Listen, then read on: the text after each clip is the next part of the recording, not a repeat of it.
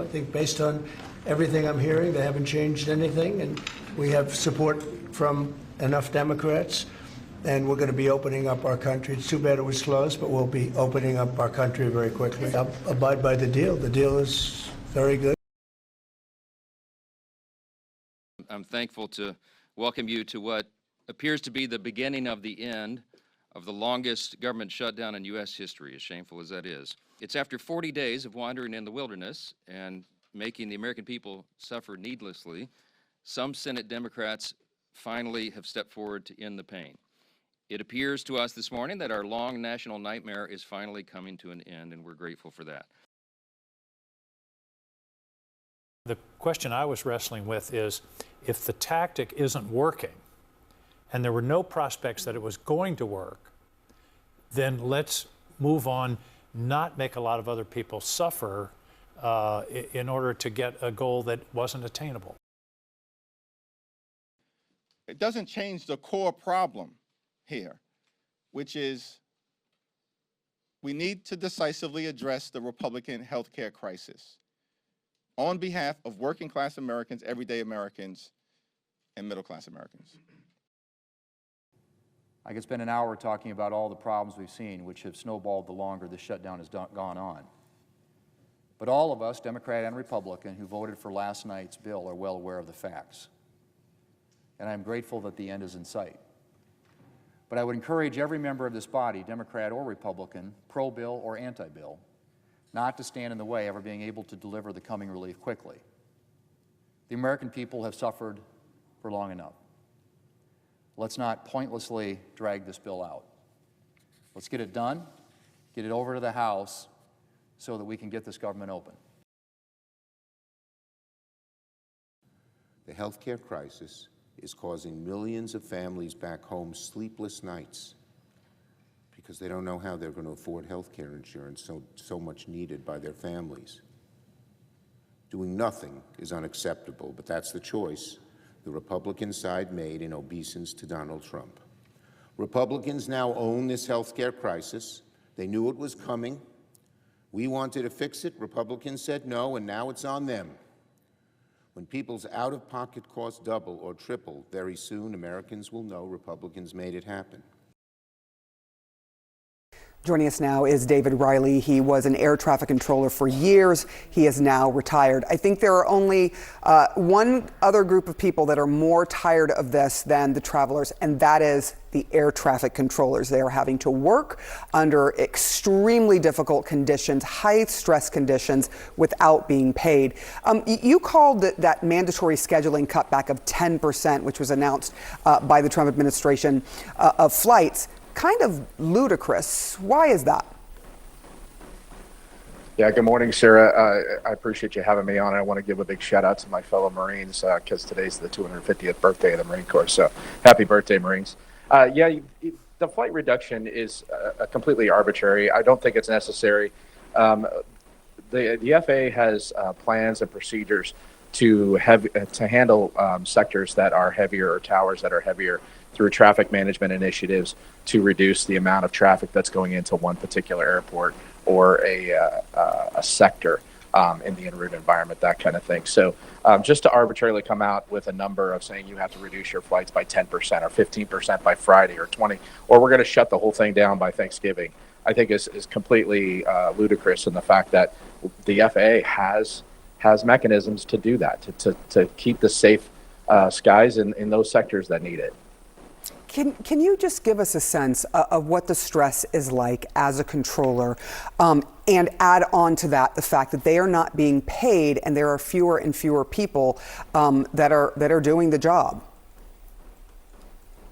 Yeah, prior to the shutdown, the controllers that have been working post-pandemic are under a lot of overtime. They've been working tons of overtime. They're extremely overworked and underpaid. And now you throw that the shutdown fact that they're not getting paid at all, it creates a huge distraction. And when you show up for work as an air traffic controller, you have to be on your A game, not only mentally but physically, to handle that type of stress and the work that you have to do day in and day out. And if you are distracted by trying to figure out how to pay your bills at home because you're not getting paid and yet being forced to work, that adds a whole nother level to it. And it needs to be addressed going forward on how this is handled in future situations like this. The motion upon reconsideration is agreed to.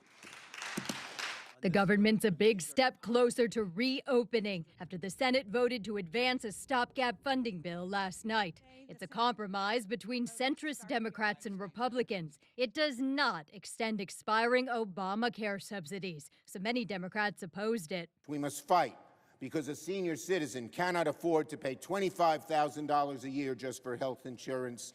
We must fight to keep millions from financial ruin. Republicans do agree to a vote on the subsidies by early next month. We have senators, both Democrat and Republican, who are eager to get to work to address that crisis in a bipartisan way. The bill funds much of the government through January. The broader deal has longer provisions for military construction and Veterans Affairs, the legislative branch, and agriculture. The plan funds SNAP through September. People are hungry. And you can see also, sometimes in the kids' eyes, you can see their fear because they're afraid. For federal workers, the agreement ensures shutdown back pay. It reverses recent mass firings and prohibits any more this fiscal year. If the plan becomes law, federal employees will get paid again. That could prevent scenarios like this around Thanksgiving. They changed the flight, then they changed it again. Eventually it got canceled. And when we got to standby, there were like 30 other people on standby. I'm Amy Kiley reporting. A Sunday night breakthrough in the Senate is putting Congress on a path to potentially end the shutdown. Our long national nightmare is finally coming to an end. 8 Democratic centrists broke with party leaders to join Republicans in a 60-40 vote to advance a federal funding measure in exchange for a future vote on extending Enhanced Affordable Care Act subsidies. However, Republicans have not guaranteed to extend the health care subsidies that are at the heart of the fight, frustrating party progressives. That is a totally meaningless gesture. You can get 100 votes here in the Senate.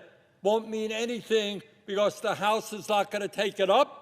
But for the senators who chose to break, the compounding impacts of the shutdown, including unpaid federal workers, snarled travel due to air traffic controller shortages, and the loss of critical food assistance through SNAP benefits, pushed them to cut a deal. We need to get the government open because we have millions of Americans who are suffering. If the battle plan isn't working, you change the battle plan, you try another tactic. What Democrats do get out of a deal to end the shutdown includes jobs restored for thousands of federal workers fired during the shutdown, protections against mass federal layoffs through the end of the fiscal year, back pay for furloughed workers, and fund SNAP benefits through the 2026 fiscal year. For the millions of Americans feeling the shutdown pain, the end may finally be near. In Atlanta, I'm Ivan Rodriguez. So many Americans can finally breathe a sigh of relief now that the government shutdown is about to end. What happened and why did it take 40 days? Well, Democrats had demanded an extension of expiring subsidies under the Affordable Care Act. They were concerned about health care premiums rising and they demanded action immediately. But Republicans said they would not negotiate on that issue, and increasingly Donald Trump said he would not go along with any extension under the Affordable Care Act. But ultimately, a bipartisan group of senators agreed to a compromise. They said there would be a separate vote on the Affordable Care Act, not tied to government funding. Still, the White House did agree to some concessions, including to prevent mass federal firings. And as so many Americans were at risk of seeing their federal food aid dry up, this bill would fully fund that program through next year. As part of the deal, the government would reopen through January 30th. If Democrats don't get what they want over the next couple of months, will they fight again? Ultimately, 8 Democrats voted with Republicans to advance this plan to reopen the government, but they are divided about whether it was worth it. The Senate will still have to give it final passage, and then the House, which has been out of session since September 19th, will have to come back to town to pass this bill. And then President Trump will have to sign it into law. So the government will remain shut down for at least a few more days.